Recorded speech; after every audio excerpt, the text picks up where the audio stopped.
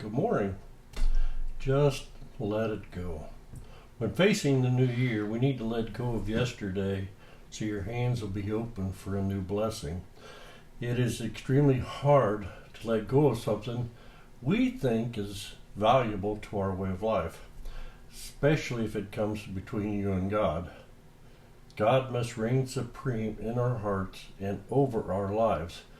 We often put value over objects or activities that can never give any meaningful purpose or add significant worth into our lives. It is hard to trust God's plan over our own, to place our spouse or children fully into His hands, trusting that He will take better care of them than we will.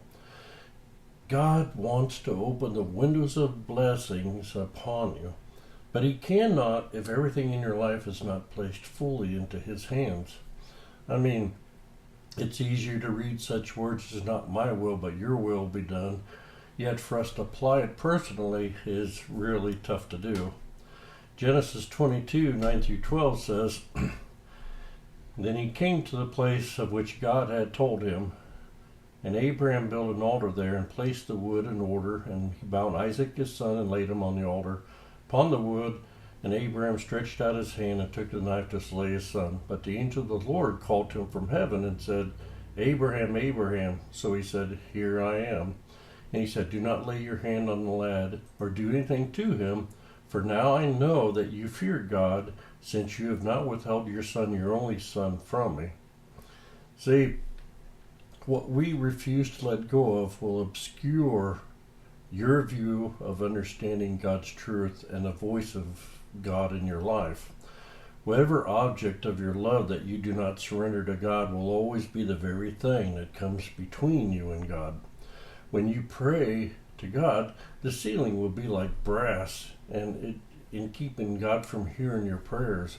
Whatever you embrace, refusing to surrender to God will weigh you down so much that spiritual growth will be unattainable. When Abraham finally let go of his son Isaac and given him up completely to God, his view of the world and his view of God was different from that day forward.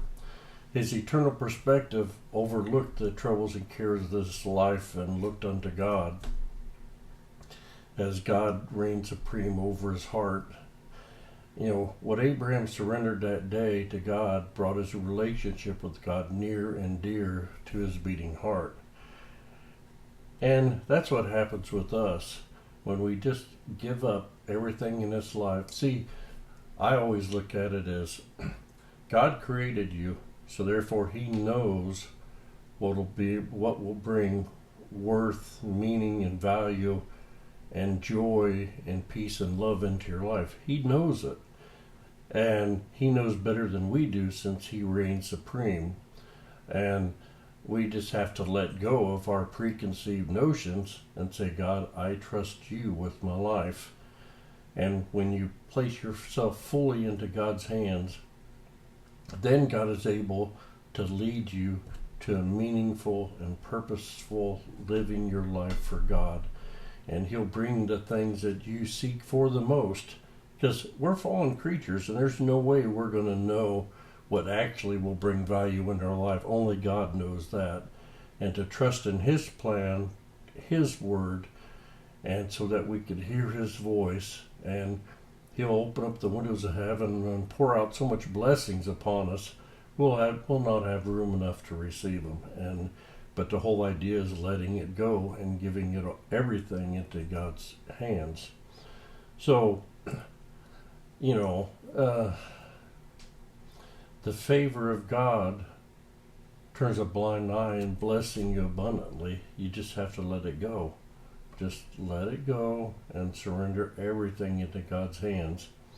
When you do that, you're exercising your full faith, your full trust that God is able to take care of you and take care of everything in your life. And He's able to put things in your life that will replace anything that you was holding on to, and that's the whole thing. So I pray that you put this into practice and live this in your life, and just lean back and rest in the arms of God. When you do that, life will be fantastic. You take care.